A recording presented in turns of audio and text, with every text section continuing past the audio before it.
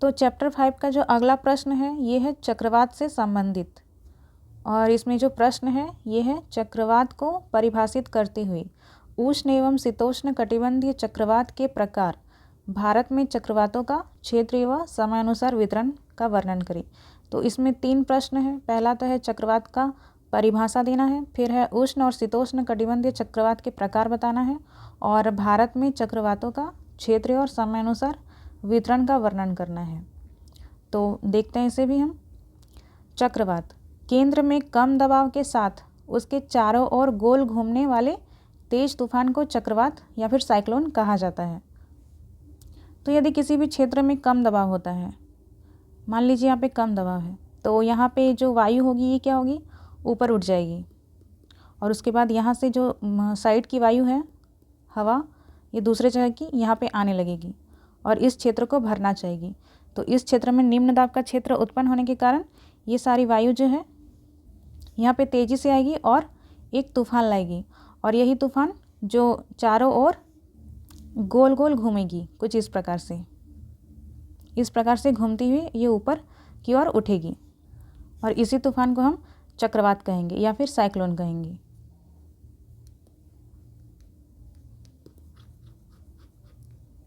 तो ये हो गया चक्रवात। केंद्र में कम दबाव के साथ उसके चारों ओर गोल घूमने वाले तेज तूफान को चक्रवात कहा जाता है।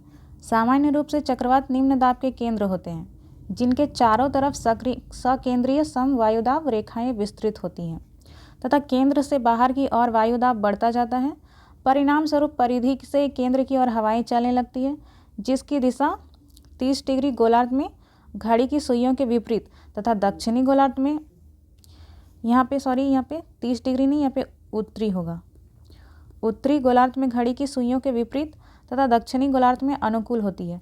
अर्थात उत्तरी गोलार्ध में जो चक्रवात है ये एंटी क्लॉकवाइज होगी और दक्षिणी गोलार्ध में जो चक्रवात है ये क्लॉकवाइज होगी। इन चक्रवातों का बल वायु तथा मौसम के परिवर्तन में पर्याप्त महत्व होता है। तो इसे भी मैं समझा रही हूँ कि उत्तरी गोलार्ध तथा दक्षिणी गोलार्ध में चक्रवात किस प्रकार की होती है। तो ये देखिए, ये हो गया हमारा पृथ्वी जो कि गोल है और इसे बीच में काटती है विषुवत रेखा या फिर भूमध्य रेखा, विषुवतीय रेखा या फिर भूमध्य रेखा। और इसके उत्तर वाला जो हिस्सा है ये उत्तरी गोलार्ध तथा दक्षिणी वाला जो हिस्सा है ये दक्षिणी गोलार्ध। ये उत्तरी गोलार्ध, ये दक्षिणी गोलार्ध। और यहाँ पे जो चक्रवात आती है ये एंटी क्लॉकवाइज, और यहाँ पे क्लॉकवाइज।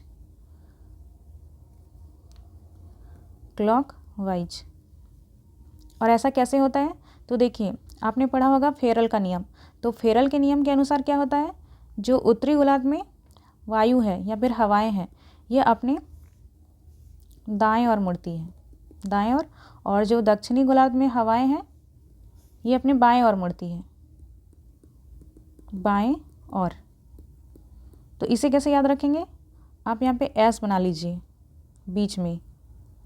तो एस से आप इधर देखिए, इसका जो सिरा है एस का ऊपरी सिरा ये इधर जाता है अर्थात दाएं ओर, और ये वाला सिरा जो नीचे वाला है ये इधर जाता है बाएं ओर। इससे आप याद कर सकते हैं कि फेरल के नियम के अनुसार उत्तरी गोलार्ध में हवाएं अपने दाएं ओर जाती है और दक्षिणी गोलार्ध में हवाएं जो है ये अपने बाएं ओर जाती हैं।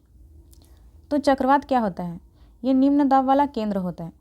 तो यहाँ पे देखिए ये हो गया निम्न दाब वाला केंद्र, और यहाँ पे वायु नहीं है क्योंकि जहाँ पे निम्न दाब का केंद्र होता है वहाँ से वायु ऊपर उठने लगती है, और इस क्षेत्र में अगल बगल की जो वायु होती है, हवा होती है, इस क्षेत्र को भरने के लिए आ जाती है, और यहाँ पे फलस्वरूप एक तूफान का निर्माण होता है और यही चक्रवात का रूप ले लेता है। तो यहाँ पे देखिए जो चक्रवात जो वायु है कुछ इस प्रकार से आती है। ये हम उत्तरी गोलार्ध की बात कर रहे हैं, ठीक है, उत्तरी गोलार्ध। तो उत्तरी गोलार्ध में फेरल के नियम के अनुसार जो वायु है ये किधर चलती है, अपने दाएं ओर चलती है इस प्रकार से। तो अपने दाएं ओर कैसी होगी, यहाँ देखिए ये वाला जो क्षेत्र है बीच वाला क्षेत्र ये यहाँ पे है निम्न दाब का क्षेत्र है, और ये जो साइड की वायु है इधर उधर की दूसरे जगह की ये यहाँ पे आके इसे भर रही है। तो देखिए ये कैसा बनाएगी इसका आकार।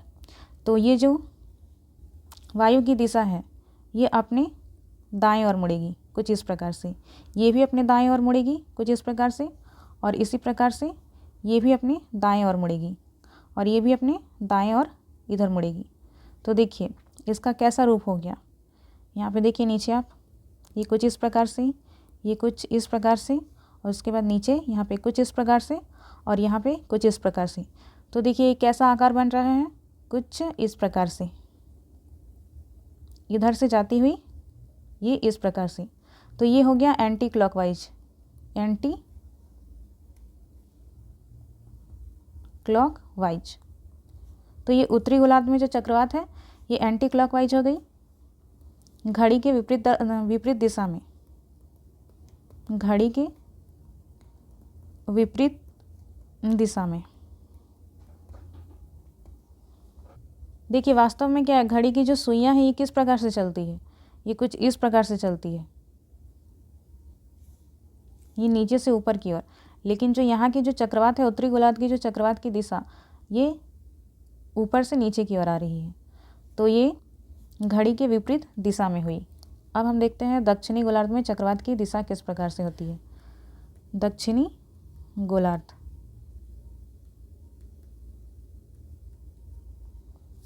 तो यहाँ पे फेरल के नियम अनुसार क्या होता है, जो हवाएं हैं ये अपनी बाएं ओर चलती हैं इस प्रकार से। तो हम यहाँ पे निम्न दाब का क्षेत्र बनाते हैं, ये हो गया निम्न दाब का क्षेत्र, और यहाँ की जो दूसरे जगह की वायु है ये कुछ इस क्षेत्र को भरने के लिए आएंगी कुछ इस प्रकार से, और ये चलेंगी किस प्रकार से, तो अपनी बाएं ओर चलेगी। तो बाएं ओर कैसे चलेगी, तो ये हो गया इसका सीधा डायरेक्शन, और इसका बायां इधर हो गया, इसका भी बायां इधर हो गया, और इसका भी बायां किधर हो गया, तो इधर, और इसका भी बायां डायरेक्शन ये हो गया। तो देखिए ये किस प्रकार से यहाँ पे बना रही है आकृति, कुछ इस प्रकार से, इधर से इधर। तो ये घड़ी की सुइयों के दिशा के अनुरूप है, तो इसके कारण हम इसे कहेंगे कि ये क्लॉकवाइज है, क्लॉकवाइज। यहाँ पे आप देख सकते हैं, देखिए कुछ इस प्रकार से डायरेक्शन इसका बन रहा है, ये डायरेक्शन में। तो यहाँ पे लिख सकते हैं घड़ी के दिशा के अनुकूल, घड़ी के दिशा के अनुकूल।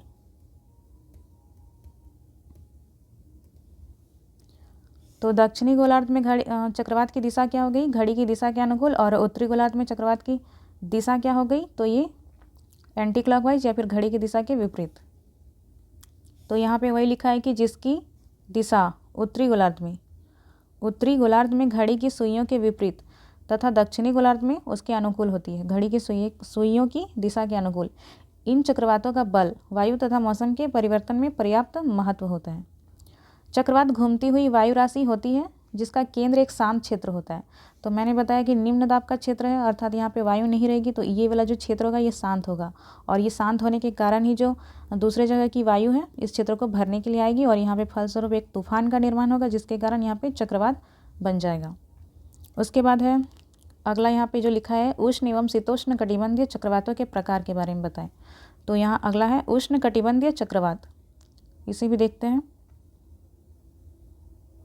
उष्ण कटिबंधीय चक्रवात, उष्ण कटिबंधीय चक्रवात ट्रॉपिकल साइक्लोन कम दबाव वाले उग्र मौसम तंत्र होते हैं जो 30 डिग्री उत्तर तथा 30 डिग्री दक्षिण अक्षांशों के मध्य पाए जाते हैं।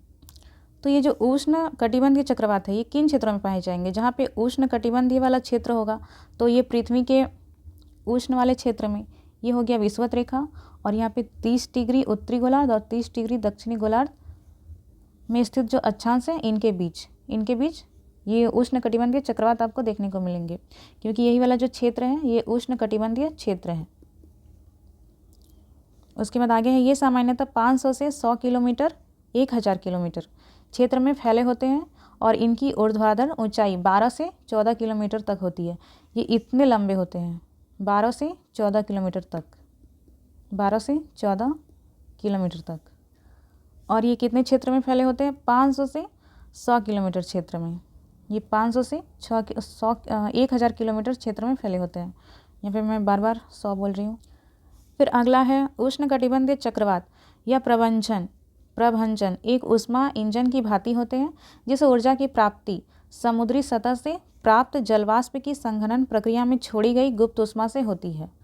तो उष्णकटिबंधीय क्षेत्र में आने वाले जो चक्रवात होते हैं ये किस प्रकार से होती है, एक ऊष्मा इंजन की भांति कार्य करते हैं, हीट इंजन।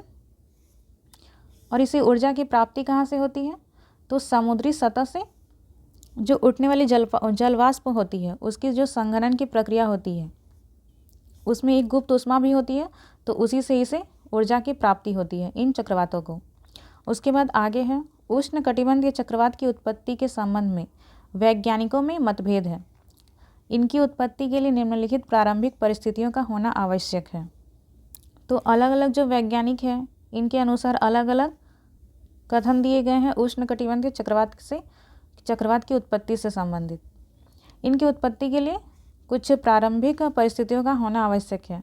तो क्या क्या होना आवश्यक है, तो अभी हमने देखा कि उष्णकटिबंधीय जो चक्रवात है इसे एक ऊष्मा इंजन की भांति देखा जा सकता है और इसे ऊर्जा की जो प्राप्ति होती है ये समुद्री सतह से प्राप्त होने वाले जो संघनन की प्रक्रिया होती है जलवाष्प की, तो उसी के दौरान जो गुप्त ऊष्मा छोड़ी जाती है उसी से होती है। तो यहाँ पे वही लिखा है कि निरंतर और पर्याप्त मात्रा में उष्ण और आर्द्र वायु की सतत उपलब्धता जिससे बहुत बड़ी मात्रा में गुप्त ऊष्मा निर्मुक्त हो, तो ऐसी स्थिति चाहिए।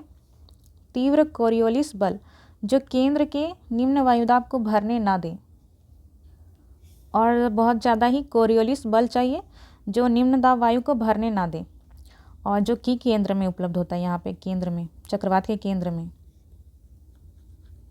ये हो गया चक्रवात और इसका केंद्र ये बीच वाला। भूमध्य रेखा के आसपास 0 से 5 डिग्री तक कोरियोलिस बल कम होता है। इसके परिणाम स्वरूप यहाँ पे चक्रवात उत्पन्न नहीं होता है। तो यहाँ पे देख लीजिए ये हो गया पृथ्वी और यहाँ पे इसका बीच में विषुवत रेखा या फिर भूमध्य रेखा और इसके 5 डिग्री उत्तरी अक्षांश तथा 5 डिग्री दक्षिणी अक्षांश, इसके बीच में ये वाला जो क्षेत्र होता है ये बहुत ही शांत क्षेत्र होता है। इसे डोलड्रम भी कहा जाता है, डोलड्रम। और चक्रवात उत्पन्न होने के लिए तीव्र कोरियोलिस बल चाहिए जो कि यहाँ पे होता ही नहीं है, जिस कारण से यहाँ पे चक्रवात उत्पन्न नहीं होता है। उसके बाद आगे है क्षोभ मंडल। क्षोभ मंडल में अस्थिरता जिससे स्थानीय स्तर पर निम्न वायुदाब क्षेत्र बन जाते हैं। इन्हीं के चारों ओर चक्रवात भी विकसित होते हैं।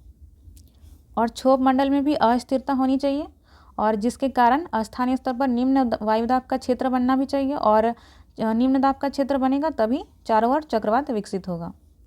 तो क्षोभ मंडल किसे कहा जाता है, तो पृथ्वी के वायुमंडल में जो सबसे पहला परत होता है यही क्षोभ मंडल होता है और हम भी जो है ये क्षोभ मंडल में ही रहते हैं। तो क्षोभ मंडल में अस्थिरता होना चाहिए जिससे क्या होगा, निम्न वायुदाब का क्षेत्र बनेगा और तभी चक्रवात का उत्पन्न होगा। मजबूत ऊर्ध्वाधर वायु फोन की अनुपस्थिति जो नम और गुप्त ऊष्मा के ऊर्ध्वाधर बहाव को अवरुद्ध करे। आगे है उष्णकटिबंधीय चक्रवात में वायुदाब प्रवणता बहुत अधिक होती है।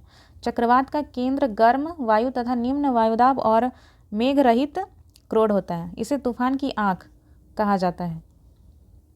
तो उष्णकटिबंधीय क्षेत्रों में क्या होता है, तो यहाँ पे वायुदाब में बहुत ज़्यादा ही प्रवणता होती है।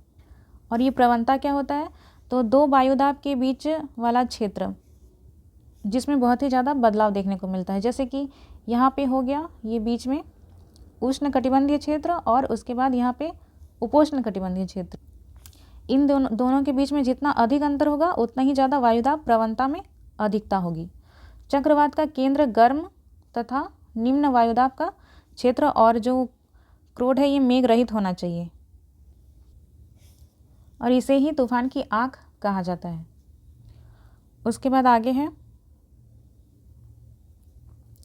सामान्यतः समदाब रेखाएं एक दूसरे के समीप होती हैं जो उच्च वायुदाब प्रवणता का प्रतीक होती है। वायुदाब प्रवणता 14 से 17 मिलीबार प्रति 100 किलोमीटर के आसपास होता है। कई बार यह 60 मिलीबार प्रति 100 किलोमीटर तक भी हो सकता है। तो वायुदाब की जो प्रवणता होती है वो सामान्यतः कितनी होती है, वो 14 से 17 मिलीबार प्रति 100 किलोमीटर के बीच में। 100 किलोमीटर बीच के क्षेत्र में कितनी होती है, तो 14 से 17 मिलीबार।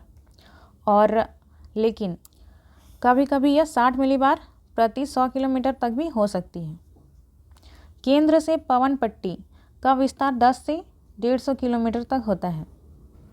और उसके बाद कुछ चक्रवात है जो उष्णकटिबंधीय क्षेत्र में आए हैं, उष्णकटिबंधीय चक्रवात, जैसे फेलिन 2013 में ओडिशा व आंध्र प्रदेश के पास, फिर हुदहुद 2014 में ओडिशा व आंध्र प्रदेश के क्षेत्र में, रोनू 2016 में तमिलनाडु और आंध्र प्रदेश तथा ओडिशा व केरल के क्षेत्र में, फिर ओखी, ये ओखी जो है ये 2017 में केरल, तमिलनाडु, गुजरात व महाराष्ट्र के क्षेत्र में, फिर फेनी नाम का जो चक्रवात है ये 2019 में ओडिशा के तट पे आया था। और ऐसे कुछ उष्णकटिबंधीय चक्रवात है जो चक्रवात के उदाहरण हैं जिन्होंने भारत से संबंधित क्षेत्रों में आर्थिक रूप से जान माल की हानि पहुंचाई है। तो ये कुछ उष्णकटिबंधीय चक्रवातों के नाम थे। अब है शीतोष्ण कटिबंधीय चक्रवात। शीतोष्ण कटिबंधीय चक्रवात 35 डिग्री से 65 डिग्री अक्षांशों के मध्य दोनों गोलार्धों में पाए जाते हैं। तो देखिए उष्ण कटिबंधीय चक्रवात उष्ण कटिबंधीय क्षेत्रों में पाए जाते थे, और उसी प्रकार से शीतोष्ण कटिबंधीय चक्रवात जो है ये शीतोष्ण कटिबंधीय क्षेत्र में पाए जाएंगे, जैसे कि 35 से 65 डिग्री अक्षांशों के मध्य, और वो भी उत्तरी गोलार्ध और दक्षिणी गोलार्ध दोनों ही क्षेत्र में 35 से 65 डिग्री के मध्य। ये हो गया उत्तरी गोलार्ध और ये हो गया दक्षिणी गोलार्ध। ये बीच में हो गया विषुवत रेखा या फिर भूमध्य रेखा। इनकी उत्पत्ति का कारण ध्रुवीय वाताग्र है, जहाँ पर दो विपरीत स्वभाव वाली पवनें मिलती हैं, और ये ग्रीष्मकाल और शीतकाल दोनों में ही बनते हैं। तो यहाँ पे दो विपरीत स्वभाव वाली पवनें मिलती हैं, तो कौन कौन सी स्वभाव वाली, देखिए यहाँ से जो पवनें हैं कुछ इस प्रकार से यहाँ चलती है, पोलर से ध्रुव के क्षेत्र से यहाँ पे, और इसी प्रकार से ये जो 35 डिग्री का अक्षांश देख रहे हैं आप, यहाँ से कुछ इस प्रकार से, तो ये इस प्रकार से यहाँ पे आके मिलती है, और इसी प्रकार यहाँ भी है, ये कुछ इस प्रकार से और इस प्रकार से।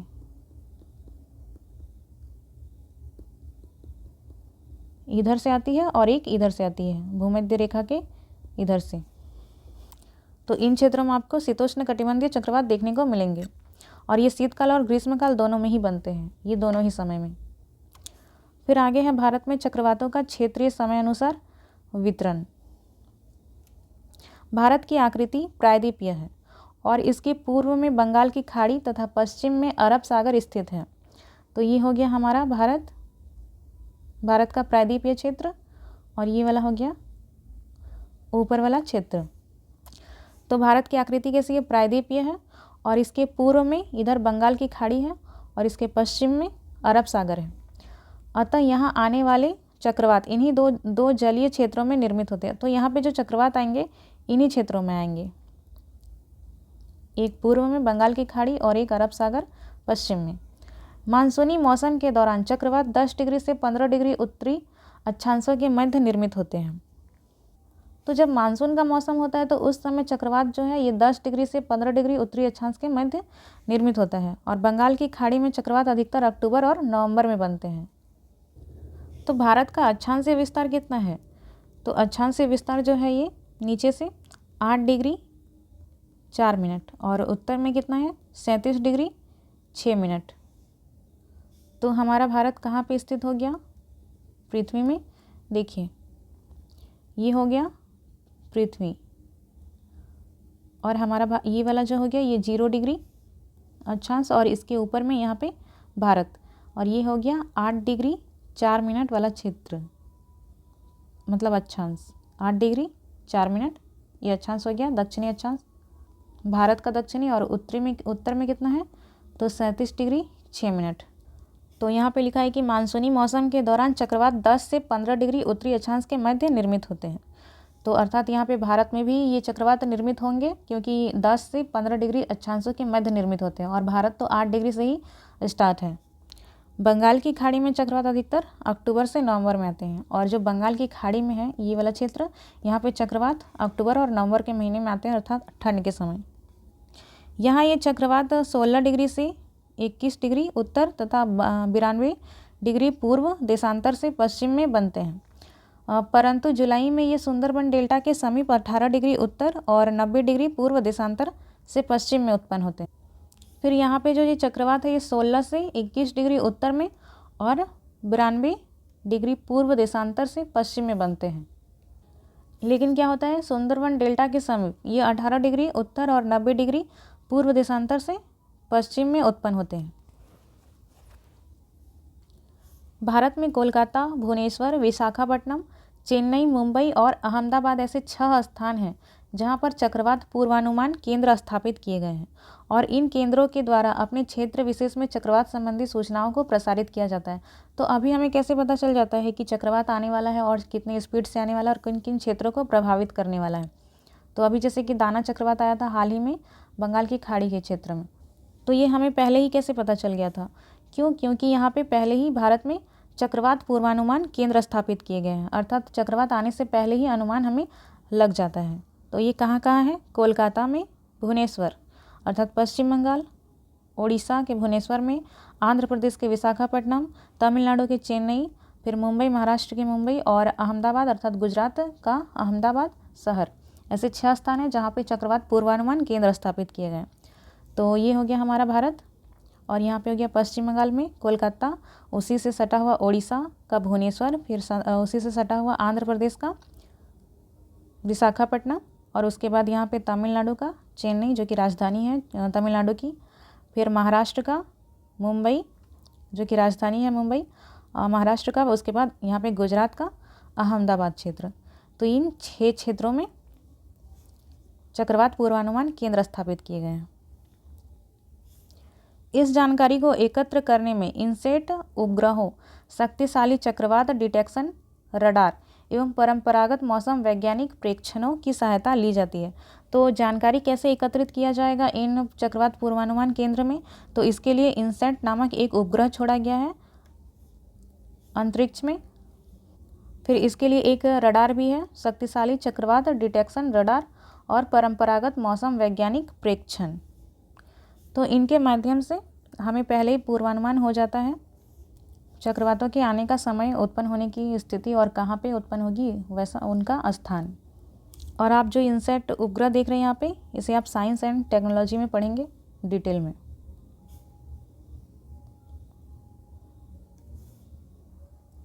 तो ये है चक्रवात और ये है प्रति चक्रवात। तो प्रति चक्रवात आपको नहीं पढ़ना है इस प्रश्न के अनुसार। तो आप यहाँ पे चक्रवात देखिए और देखिए ये हो गया हमारा भारत और इन दोनों क्षेत्रों में, एक अरब सागर के क्षेत्र में और एक पश्चिम बंगाल के क्षेत्र में, सॉरी यहाँ पे बंगाल की खाड़ी के क्षेत्र में चक्रवात उत्पन्न होती है। तो हमने क्या क्या देखा?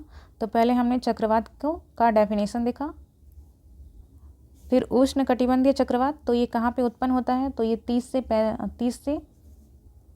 डिग्री उत्तरी अक्षांश से लेकर 30 डिग्री दक्षिणी अक्षांश के बीच। उसके बाद इसका जो क्षेत्र होता है ये 500 से 1000 किलोमीटर क्षेत्र में होता है और ऊंचाई 12 से 14 किलोमीटर के बीच होती है।